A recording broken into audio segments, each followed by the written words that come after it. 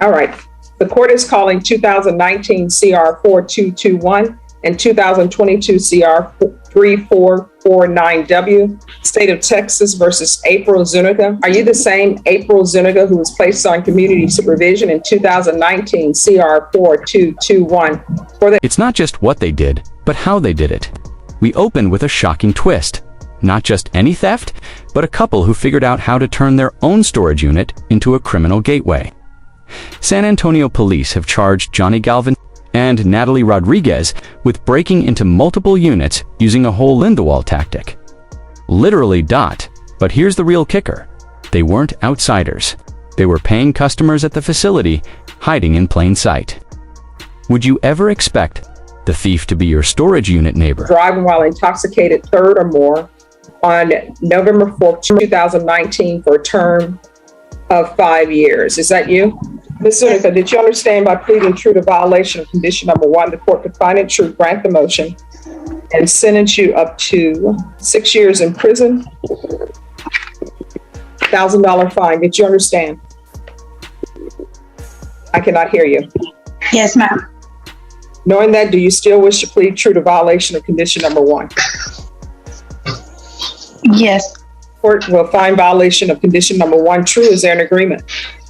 We're asking that you deny the motion, continue her on probation, and run it concurrent with the plea agreement. Ms. Zuniga, are you asking that the court follow that agreement? Now we're in the courtroom. Johnny Galvin stands before the judge. He looks calm, but beneath that stillness is a storm of felony charges. The judge begins by confirming his identity, rights, and understanding of the charges. 2 serious charges are laid out: manufacturing and delivery of a controlled substance over 4 grams, burglary of a building. He waives the reading of the indictment. No objections, no drama yet, but we're just getting started. Ms. Zuniga, yes, we are asking. All right, can you? Yes, please. Yes, yes. Are you waiving your right to appeal? Yes. Ms. Zuniga, I'm showing you what's entitled Application for Community Supervision. Review that document with your attorney. Did you understand it? Yes, ma'am. And did you sign it? Yes, ma'am. Counsel, I'm showing you the discovery acknowledgement. Have you received all the discovery in this case, and did you review it with your client? Yes, Your Honor, I did. Ms. Zuniga, Yes, ma'am. are you not able to find a place other than a commercial restroom? Okay, no, I just came out of there. Sorry. Because I was in right here at my son's school for the pickup. Okay. Sorry. So no, is there some other place other than a restroom? We don't want to hear toilets Oh, flush. no. I mean, no, yeah, I already came out of there. It's just because I was in my son's school, like picking them up. So I'm like, I'm not in the restroom. So did you just leave the restroom? Yes, ma'am.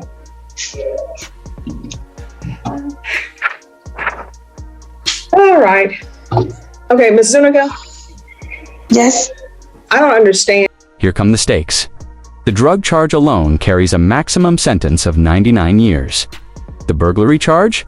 Up to 2 years in state jail. Let's pause here for a second. A couple who drilled through walls. Now one half is standing before a judge, facing the possibility of decades behind bars. The court confirms that. Galvan is mentally competent and fully understands the consequences.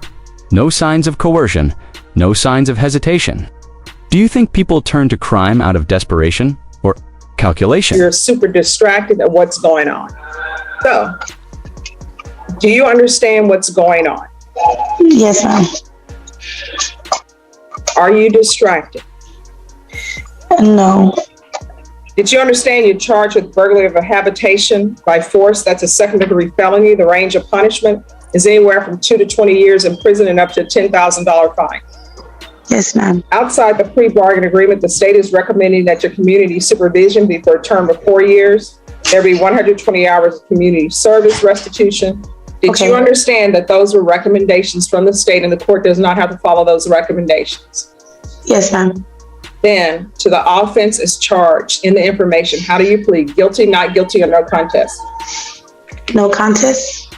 Court will accept into evidence states exhibits 1 and attachments and review the same.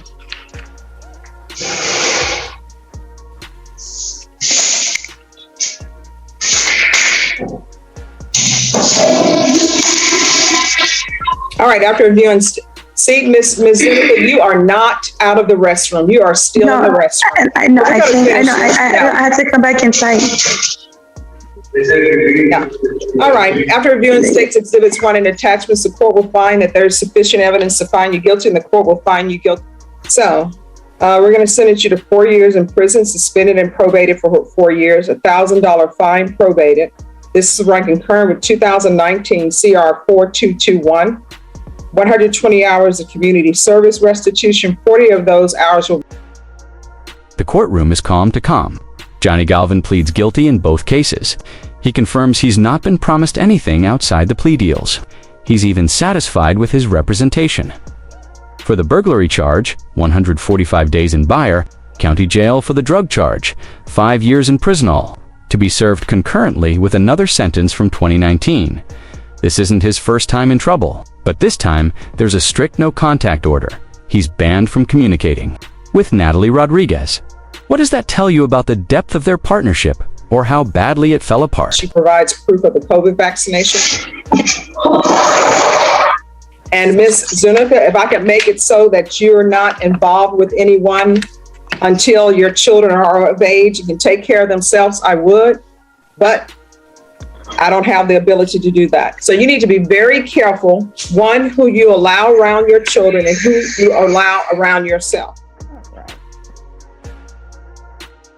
Court is calling 2019 CR 4221 and 2022 CR 3449, State of Texas versus April Petulia Zuniga. Can I have parties announced for the record for the state? Daniel Escobar for the state of Texas. Defense? Brian Kimbrough for Ms. Zuniga.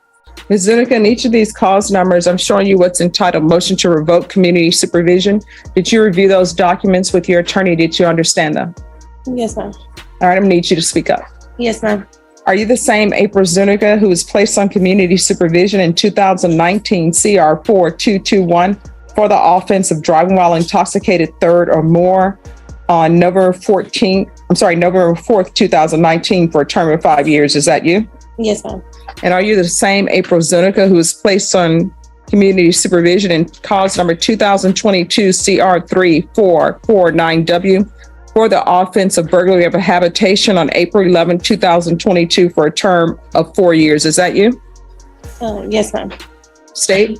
Violated condition number 3 on or about the 9th day of October 2022 until the 15th day of October 2022 in Bexar County, Texas. The defendant, April Petulia Zuniga, then and there associated with.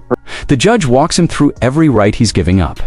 Right to trial, right to remain silent, right to appeal. Gondot and Galvin signs everything.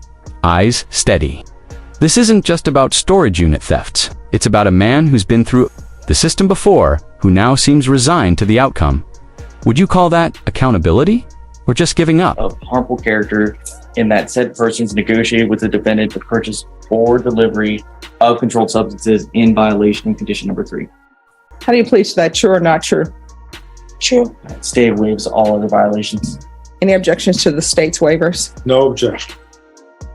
All right. Did you understand by pleading true to violations 3, 3, and 41 and cause number 2019 CR 4221, the court could find it true, grant the motion, and sentence you up to 6 years in prison? Did you understand?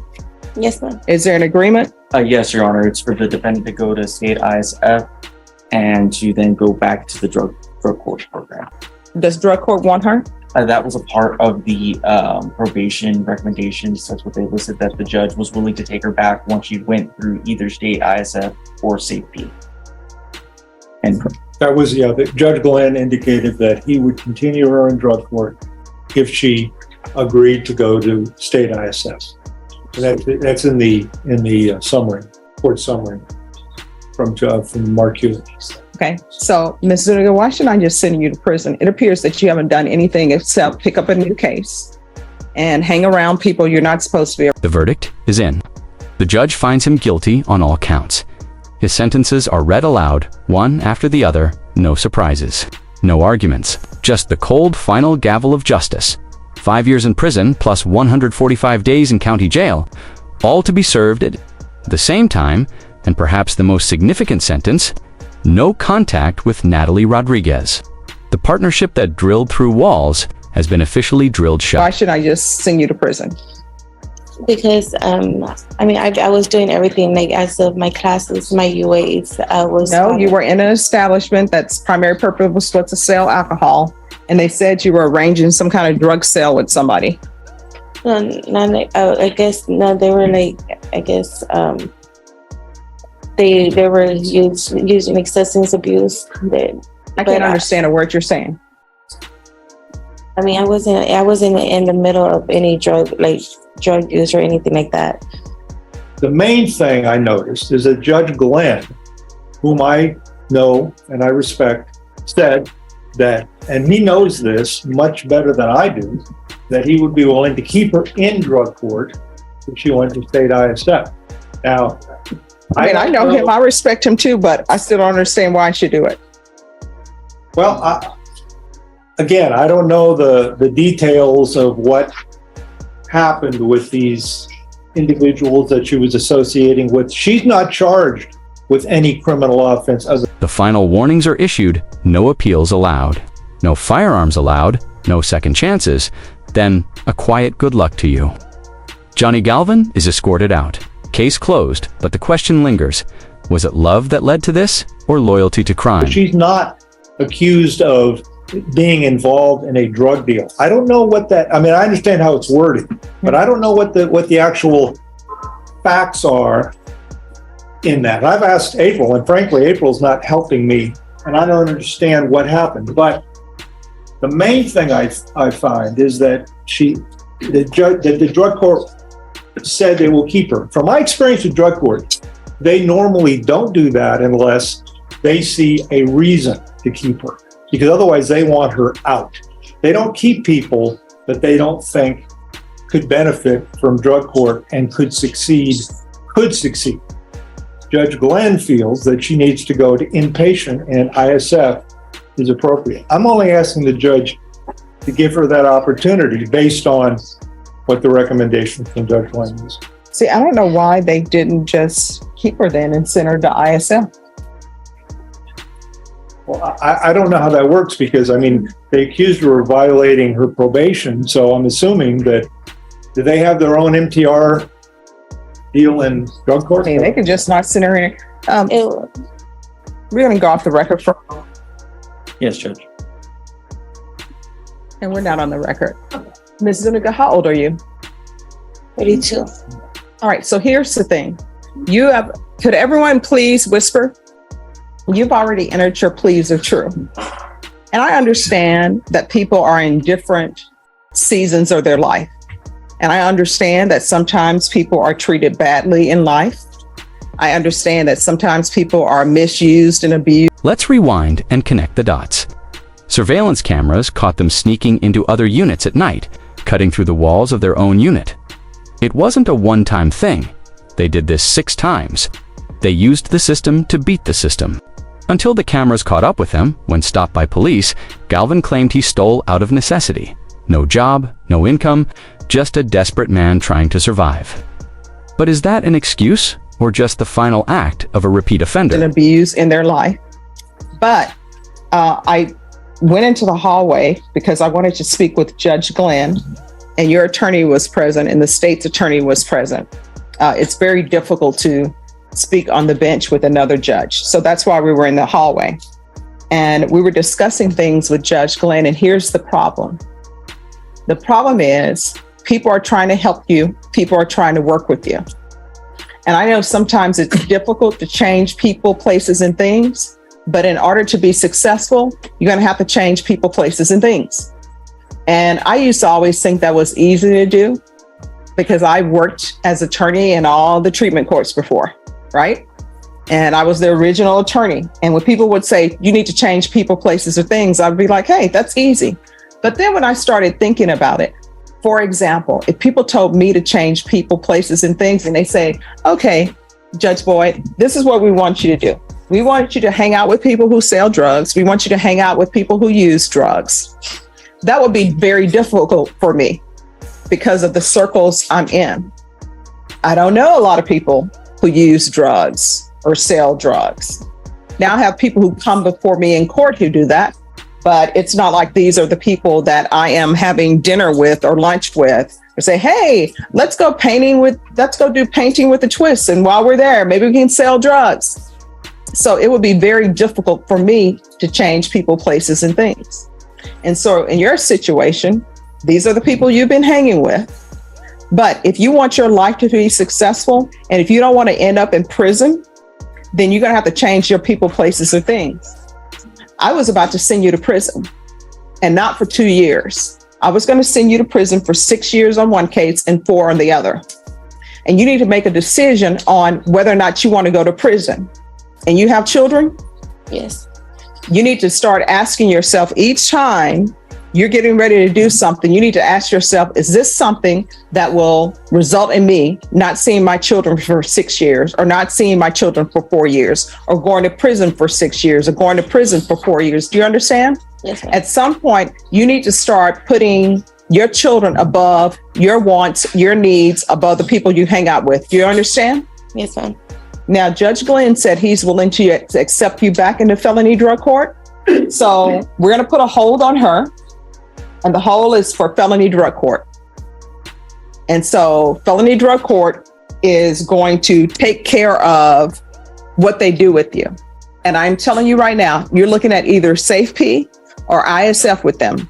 If you don't want to do SafeP with them, you need to tell me now, because if you don't want to do SafeP with them, then I can send you to prison. We can move on to the next person. Do you understand? Yes, ma'am. So if they order you to SafeP, are you going to be doing that? If that's the only choice I have for them. Yeah, that may be your only choice. And they won't have state ISF. What I'm telling you is, my question for you is, if they order you to go to SafeP, are you going to do it? Yes, ma'am. That's my only question. We can't write our own programs. If you could write your own program, guess what? You wouldn't be on probation for this because you would have been successful at it. So I'm not making a ruling. We're going to refer her back to felony drug court, and she's to remain in custody for felony drug court. And Mr. Kimbrough, you may want to make sure that you're in touch with felony drug court to make sure that they remember that this is not a first-time referral. This is just sending her back. All right, is there anything else? No. You better change your ways.